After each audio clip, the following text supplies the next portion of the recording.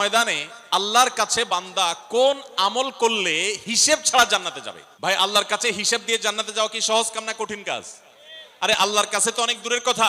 আপনি যে প্রতিষ্ঠানে চাকরি করেন তার মালিকের কাছে, উপরস্থ বসের কাছে একেবারে পুঙ্খানুপুঙ্খ করে প্রতিটা পয়সার হিসাব দিয়ে একদম সবকিছুতে পারফেক্টনেস প্রমাণ করা, এটাই তো একটা কঠিন কাজ, দুঃসাধ্য কাজ। সেখানে সারা জীবনের হিসাব আল্লাহর কাছে দিয়ে পাই পাই করে তারপর আপনি জান্নাতে যাবেন, বিষয়টা এত সহজ না। তাহলে হিসেব ছাড়া আল্লাহ তাআলা এমনিতেই বলবেন হিসাব টিসাব নাই, তোমাকে এমনি জান্নাতে দিলাম, এটা চান আপনারা? দেখুন কোরআনে কারীম আল্লাহ তাআলা বলছেন, ইন্নামা ইউওয়াফাস সাবিরুনা আজরাহুম বিগাইরি হিসাব। আল্লাহ বিনিময় দেওয়ার ক্ষেত্রে, সওয়াব দেওয়ার ক্ষেত্রে দুনিয়াতে যারা সবরকারী হবে, যারা ধৈর্যশীল হবে, যারা সহিষ্ণু হবে, যারা নিজেকে নিয়ন্ত্রণ করতে পারবে, এই সবরকারীদেরকে আল্লাহ তাআলা হিসেব ছাড়া দিবেন, তাদেরকে সওয়াব দিবেন হিসেব ছাড়া। তাহলে আপনি যখন আপনার কর্মস্থলে থাকবেন আপনাকে ধৈর্য ধারণ করতে হবে। আপনি যখন পাবলিক পরিবহনে উঠবেন আপনার মাথা ঠান্ডা রাখতে হবে। আপনি যখন আপনার বাসা বাড়িতে থাকবেন আপনার মাথা ঠান্ডা থাকতে হবে। মাথা গরম হয়ে যায় যাদের, হট মেজাজ যারা, কথায় কথায় মাথা গরম হয়ে যায়, ধৈর্যহীন হয়ে যায়, যেখানে সেখানে গন্ডগোল বাধায় দেয়, মারামারি বাধায় দেয়, ধৈর্য সহ্য বলতে কিছু নাই, এই লোকগুলো কিন্তু এই সৌভাগ্যবান মানুষদের কাতারে শামিল হতে পারবে না। ঠিক একইভাবে দাম্পত্য জীবনে সুখী হতে হলে সবর এবং শকর, এই দুইটা মূল মন্ত্রের কোনো বিকল্প পথ খোলা নেই। সেটা স্বামীর জন্য প্রযোজ্য, স্ত্রীর জন্য প্রযোজ্য। স্বামী হিসাবে আপনি স্ত্রীর অনেক অনিয়মতা দেখতে পাবেন, অনেক কিছু দেখতে পাবেন, আপনার আকাঙ্ক্ষা, আপনার চাহিদা, প্রত্যাশার বিপরীত আপনাকে সবর করতে হবে। ভাইরা আমার, আমাদের প্রিয় নবী সাল্লাল্লাহু আলাইহি সাল্লামের দাম্পত্য জীবনে কিন্তু টুনটান সমস্যা হয়েছে। আপনারা মনে করতে পারেন নবী সাল্লাল্লাহু আলাইহি সাল্লামের ঘর, ওনার স্ত্রীগণ সাহাবী, তারা উম্মুল মুমিনিন আমাদের মা, এত মর্যাদাবান মানুষ তারা, তাদের আবার ঝামেলা হয়েছে। ভাই, দাম্পত্য জীবনে টুকটাক সমস্যা তাদেরও হয়েছে। প্রিয় নবী সাল্লাল্লাহু আলাইহি সাল্লাম নিজে একদিন বাসা ছেড়ে মসজিদে নববীতে এসে মন খারাপ করে বসেছিলেন, তিনি বাসায় যাচ্ছেন না, অভিমান করে। ওমর রাদিয়াল্লাহু তাআলা আনহু বিষয়টা বুঝতে পেরে, তার মেয়ে যেহেতু নবী সাল্লাল্লাহু আলাইহি সাল্লামের স্ত্রী, তিনি সেখানে গিয়ে ভেতরে প্রবেশ করে তার সাথে কথা বলে তথ্য উদ্ঘাটন করে সেটা মিটমাট করার ব্যবস্থা করেছেন। স্বয়ং নবী করিম সাল্লাল্লাহু আলাইহি সাল্লামের জামাতা, ইসলামের চতুর্থ খলিফা আলী রাদিয়াল্লাহু তাআলা আনহু, তার মতো এত মর্যাদাবান মানুষ, তার ঘরে স্ত্রী হিসাবে আছেন কে?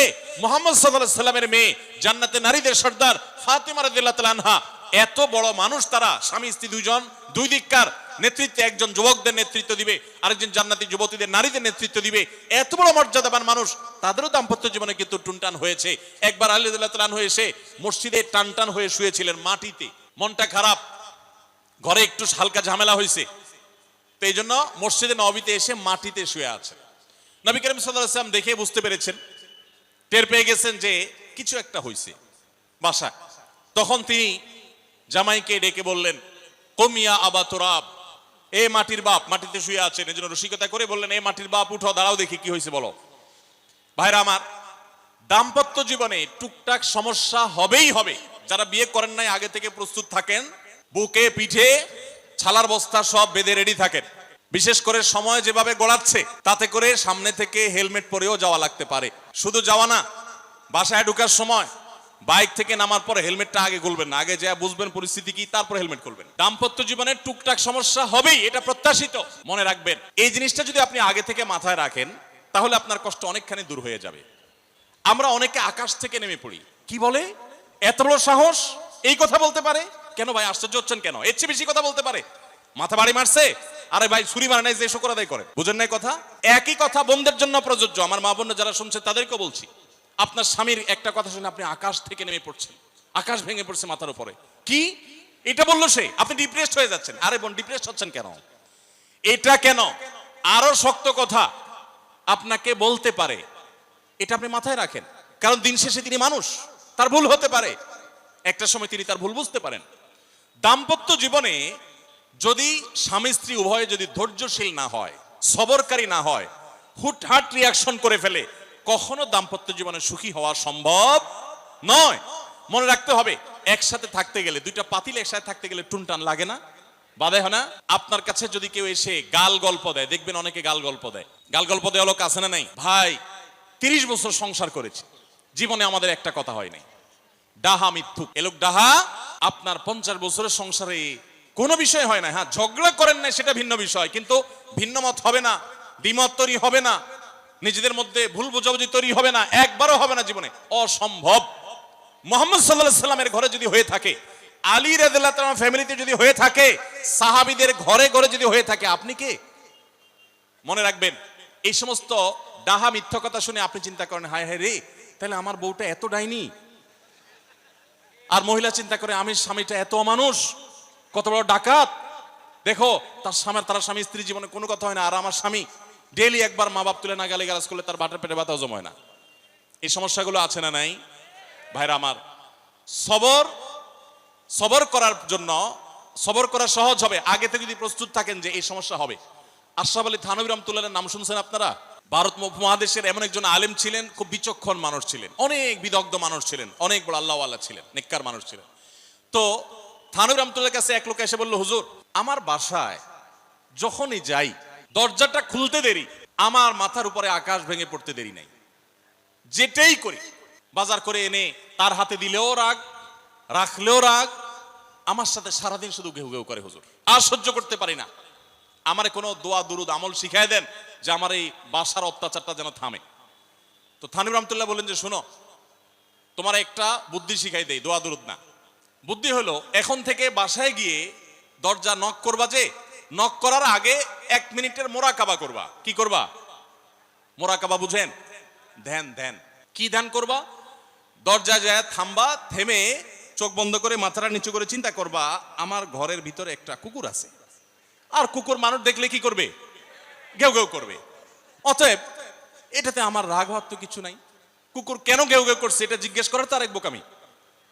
অতএব এটা আমি মাথায় কিছু নেব না, ইগনোর করব। কুকুর থাকলে কুকুর তো ঘেউ ঘেউ করবেই, এটা চিন্তা করে এরপরে বিসমিল্লাহ পড়ে নক করবা। তো এই বুদ্ধি অনুযায়ী পরের দিন আসছে বাসা, আগে 1 মিনিট মোরাকাবা করছে, এরপরে দরজা নক করছে। যথারীতি দরজা খোলার পরেই শুরু হয়ে গেছে যুদ্ধ, ইউক্রেন রাশিয়া।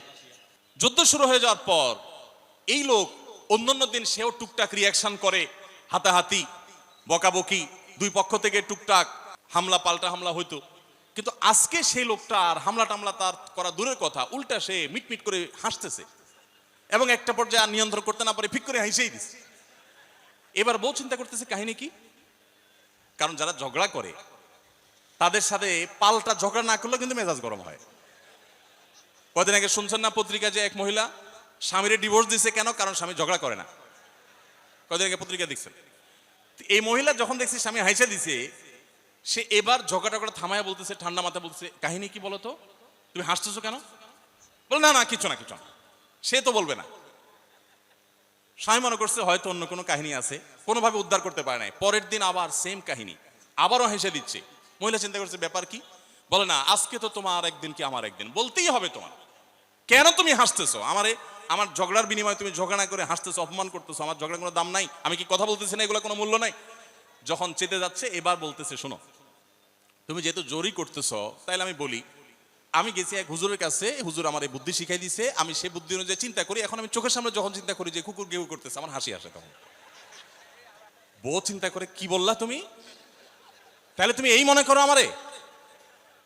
এবার থেকে বেচারে ঝগড়া করার আগেই তার থেমে যায়, চিন্তা করে হায় আমি ঝগড়া করলে তো সে মনে মনে আমার ওইটা চিন্তা করবে। বুঝতে পারছেন? দাম্পত্য জীবনে একটু বুদ্ধিশুদ্ধি করে না চললে, শুধুমাত্র সোজা হয়ে দোয়া দুরুদ পড়বেন আর সব সোজা হয়ে যাবে, শুয়ের মতো, এত সোজা না। একটু বুদ্ধিশুদ্ধি খাটায় চলতে হয় এবং সবর করতে হয়। এই যে ভদ্রলোক যদি সবর না করতেন, তাহলে মারামারি কাটাকাটি করে কখনো সমাধান হয় না। স্বামী স্ত্রী উভয়কেই আমরা এই যে ঘটনা বলেছি, এই ঘটনার মাধ্যমে কাউকে ছোট করার উদ্দেশ্য না, জাস্ট বোঝানোর উদ্দেশ্য। এটা বিপরীত দিক থেকেও হতে পারে যে আমরা সবর করতে হবে দাম্পত্য জীবনে। তাহলে আগে থেকে, যদি এই ঘটনা বলার উদ্দেশ্য হলো যে এই ভদ্রলোক আগে থেকে যখন অপেক্ষা করছেন যে হ্যাঁ অনাকাঙ্ক্ষিত কিছু হতেই পারে, তখন এটার জন্য প্রস্তুত থাকার কারণে আর তার ঝামেলা বাড়ে নাই, বরং কমছে। এখন আপনি যদি আগে থেকে প্রস্তুত থাকেন, দাম্পত্য জীবন টুকটাক সমস্যা হবেই, দুই ঘরের দুইজন মানুষ একসাথে হয়েছি, বহু কিছুতে গরমিল হবে। অতএব আমরা সবর করব, ধৈর্য ধারণ করব, ভালো দিনগুলো দেখব। প্রিয় নবী সাল্লাল্লাহু আলাইহি সাল্লাম বলেছেন, তুমি তোমার স্ত্রীর কোনো কিছু দেখে যদি রাগান্বিত হও, তুমি তোমার আপনার স্বামীটা হয়তো অমানুষ, সে আপনাকে গালিগালাজ করে কিন্তু চরিত্রহীন না। অনেকের স্বামীটা খুব ভদ্র কিন্তু চরিত্রহীন, ব্যবহার ভালো করে চরিত্রহীন, তাদের কষ্ট আপনার চাইতে কম না। অনেকের স্বামী খুব ভদ্র কিন্তু বেকার, 2 পয়সা কামাই করতে পারে না, সারাদিন ঘরে বসে বসে খায় আর শ্বশুরবাড়ি থেকে যৌতুক নেয় না খায়, নিশ্চয় আপনি তার চাইতে ভালো আছেন। মানুষ এভাবে যখন ভালো দিকগুলো চিন্তা করবে তখন তার ভিতরে শকর আসবে। তাহলে দাম্পত্য জীবনে সুখ শান্তির জন্য তৃতীয় করণীয় হলো সবর এবং শকরের চর্চা করা। আল্লাহ আমাদের সবাইকে তৌফিক